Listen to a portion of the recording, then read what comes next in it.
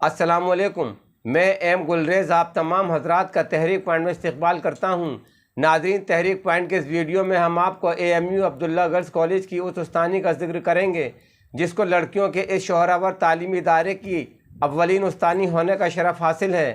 آئیے ناظرین، ہم ان ابتدائی ایام کی جانب چلتے ہیں جب اس عظیم ادارے کی داغ ڈالنے کے لیے شیخ عبداللہ ایک استانی کی تلاش میں سرگرداں تھے۔ ناظرین، ہوا یوں کہ 2 اگست 1906 میں شیخ عبداللہ نے مسلم لڑکیوں کی تعلیم کے سلسلے میں لیفٹیننٹ گورنر کو ایک عرض داشت بھیجی تھی جس میں شیخ عبداللہ نے اپنا مدعا کچھ یوں بیان کیا تھا کہ ہماری قوم میں لڑکیوں کی تعلیم کی طرف سے اس قدر غفلت کی جا رہی ہے کہ ملک کے کسی حصے میں کہیں بھی ایک مدرسہ تک نہیں ہے، لہذا ہم علی گڑھ میں ایک مدرسہ قائم کرنا چاہتے ہیں، لیکن بلا گورنمنٹ کی دستگیری کے کامیابی دشوار معلوم ہوتی ہے۔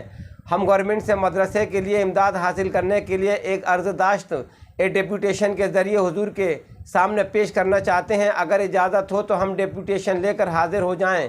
اس طرح وہاں سے اجازت آ گئی جس میں کہا گیا تھا کہ ڈیپوٹیشن لے کر ضرور آ سکتے ہیں اور یہ بھی بتا دیں کہ ڈیپوٹیشن میں کون کون اصحاب آئیں گے۔ اس پر شیخ عبداللہ نے عرض کیا کہ اس زمانے میں ہمارے ملک کے لوگوں کی عادت ہو گئی ہے کہ جس بات میں گورنمنٹ کی توجہ ہوتی ہے تو وہ اسی میں ہی دلچسپی لینے لگتے ہیں، اور اگر اس میں گورنمنٹ کی توجہ نہیں ہوتی تو وہ یہ سمجھتے ہیں کہ یہ کام اس قابل نہیں ہے کہ اس میں ہم کچھ حصہ لے سکیں۔ لہذا شیخ عبداللہ نے اپنی بات کو مضبوط کرنے کے لیے سر سید کی مثال دیتے ہوئے کہا تھا کہ سر سید احمد خان نے جب مومڈن اینگلو اورینٹل کالج کی بنیاد ڈالی اور اس کا کام شروع کیا تو اول مسلمان رؤسا اور عوام ان کے ساتھ شریک نہیں ہوئے تھے، لیکن جب سر جان اسٹیچی وغیرہ نے سر سید کی کام کی طرف توجہ کی تو مسلمان رؤسا ان کے ساتھ ہو لیے تھے۔ ناظرین، آگے بڑھنے سے پہلے ہم آپ کو بتاتے چلیں کہ اگر آپ کو تحریک پوائنٹ چینل پسند آتا ہے تو آپ اسے سبسکرائب کریں، شیئر کریں اور کامنٹ باکس میں اپنی قیمتی مشورہ سے بھی نوازیں، اور ساتھ ہی اس اپیل کہ اگر آپ کو ہماری یہ کاوشیں کارآمد نظر آتی ہیں تو آپ حسب توفیق فون پے کے ذریعے ہمیں سپورٹ بھی کریں۔ ایسی حالت مسلمانوں میں تعلیم نسواں کو لے کر ہے۔ اگر حضور اعلیٰ تھوڑی سی توجہ مبذول فرما دیں گے تو ہمارے رؤسا جو آج ڈیپوٹیشن میں شریک نہیں ہوئے ہیں وہی دوڑ کر آئیں گے اور آ کے حضور سے عرض کریں گے کہ ہم تو دل سے اس تحریک کے ساتھ ہیں۔ ناظرین، شیخ عبداللہ کی یہ گفتگو لیفٹیننٹ گورنر سن کر ہنس پڑے اور کہا کہ اس کا یہ مطلب ہے کہ یہ ہمارا ہی قصور ہے کہ اب تک ہم نے اس جانب کوئی توجہ نہیں کی، اس لیے مسلمان بھی اس سے لاپرواہ رہے۔ اس کے بعد انہوں نے فرمایا کہ کہو کیا کہتے ہو۔ اس پر شیخ عبداللہ نے عرض کیا کہ یہ ایک عرض داشت تیار کی گئی تھی اور اس پر 11 آدمیوں کے نام تھے جو کہ نہیں آئے ہیں، تو میں یہ عرض داشت حضور کے سامنے رکھتا ہوں اور جو کچھ عرض کرنا ہے زبانی عرض کرنا چاہتا ہوں۔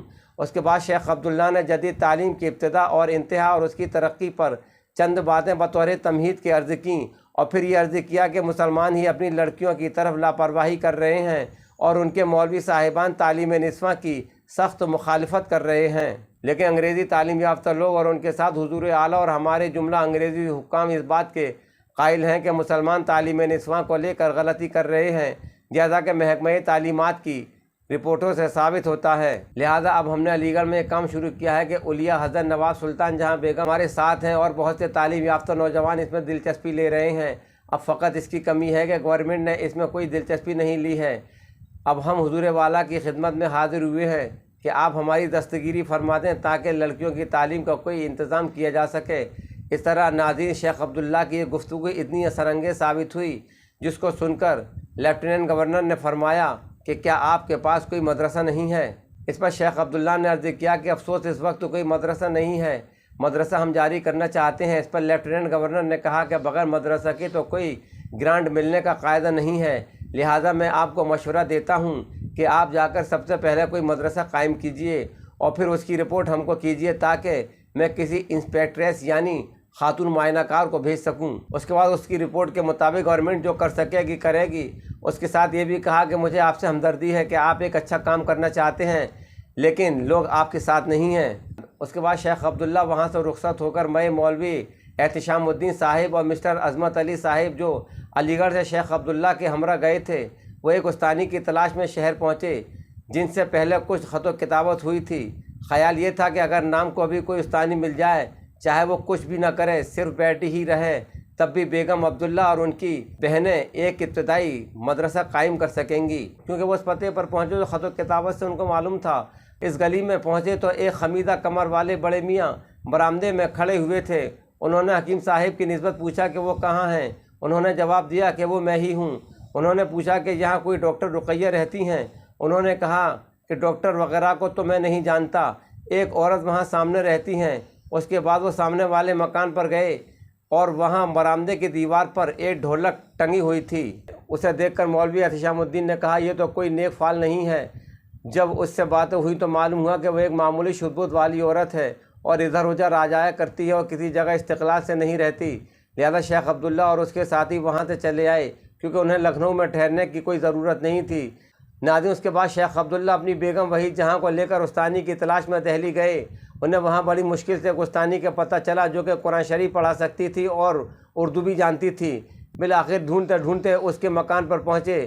اس نے اول تو دہلی سے باہر جانے سے انکار کر دیا اور پھر کہا کہ اگر میں جاؤں گی تو میرے ساتھ میرا پورا خاندان جائے گا اور جو صاحب لے جائیں گے وہ ہم سب کے کفیل ہوں گے۔ اس پر شیخ عبداللہ نے اس سے پوچھا کہ تمہارے خاندان میں کون کون ہیں جو تمہارے ساتھ جائیں گے؟ اس پر استانی نے جواب دیا کہ میرا شوہر ہے، ایک میری بیٹی اور ایک میری والدہ ہیں۔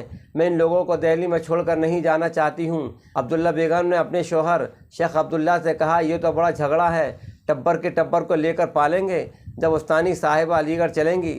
شیخ عبداللہ نے کہا کہ ان استانی کی یہ شرط ہمیں منظور ہے اور میں ان سب کا کفیل ہونے کو تیار ہوں۔ اس کے بعد شیخ عبداللہ ان استانیوں کو ان کے خاندان کے ساتھ لے جانے پر راضی ہو گئے اور اس طرح ناظرین اس خاتون کو علم نہیں تھا کہ اس اختری نامی استانی کو AMU عبداللہ وومنس کالج کی اولین استانی ہونے کی توفیق نصیب ہو رہی ہے۔ اس طرح شیخ عبداللہ بیگم عبداللہ اس اختری نام کی استانی اور اس کے تمام کنبے خاندان کو لے کر علی گڑھ آ گئے اور اس کے بعد علی گڑھ شہر کے محلے بالائے قلعے پر ایک مکان کرائے پر لے کر ان کو اس میں ٹھہرا دیا۔ محلے کی قرب و جوار کی لڑکیاں استانی سے آ کر قرآن شریف پڑھنے لگیں اور اس کے بعد علی گڑھ شہر کے اوپر کوٹ علاقے کے ٹنڈن پاڑے میں 2 روپے ماہانہ کے کرائے کے مکان میں نومبر 1906 میں اسکول کا آغاز ہوا۔ ناظرین، ہم آپ کی جانکاری میں مزید اضافہ کرتے چلیں کہ بالائے قلعے کے جس علاقے میں یہ اولین اسکول قائم ہوا تھا وہ عمارت اب بھی موجود ہے۔ ناظرین، شیخ عبداللہ نے جب اس مکان کو خالی کیا تو بہت عرصے تک بلقیس آپا نے سراج العلوم نسواں کالج کے نام سے ایک اسکول کو چلایا۔ جب وہ پاکستان چلی گئیں تو یہ مکان 2 حصوں میں تقسیم ہو گیا۔ اصل مکان سعید منزل کے نام سے جانا جاتا ہے، دوسرا حصہ داروغہ ریاض محمد خان نے خرید لیا تھا، لیکن باقاعدہ طور پر یہ مدرسہ 1907 میں جاری ہوا، یعنی جب ڈولیاں لڑکیوں کے لانے لے جانے کے لیے مقرر کی گئیں جن پر 2 قہار ملازم رکھے گئے تھے اور استانی اختری اور ان کی ماں، شوہر اور بیٹی کو بھی شیخ عبداللہ نے مناسب ذمہ داریاں سونپ دی تھیں۔ اور اس طرح ناظرین، استانی اختری کی ماں کو تختیاں دھونے اور شوہر کو چوکیداری کے کام پر مامور کر کے ان کی تنخواہ بھی طے کر دی گئی اور ان کی لڑکی کا وظیفہ مقرر کر دیا اور پھر تدریجاً یہی مدرسہ آگے چل کر میرس روڈ پر منتقل ہو گیا جو کہ آج چہاردانگ عالم میں شہرت وری کا حامل ہے۔ لہذا ناظرین، آخر میں ہم یہی کہیں گے کہ اختری نام کے استانی کا نام علی گڑھ مسلم یونیورسٹی کے عبداللہ گرلز کالج کی تاریخ میں سب سے پہلی لیڈی ٹیچر یعنی اولین استانی کی حیثیت سے تب تک زندہ رہے گا جب تک اس دنیا میں عبداللہ گرلز کالج قائم و دائم ہے۔ جان کر من جملے خاصان میں خانہ مجھے، مدتوں رویا کریں گے جام و پیمانہ مجھے۔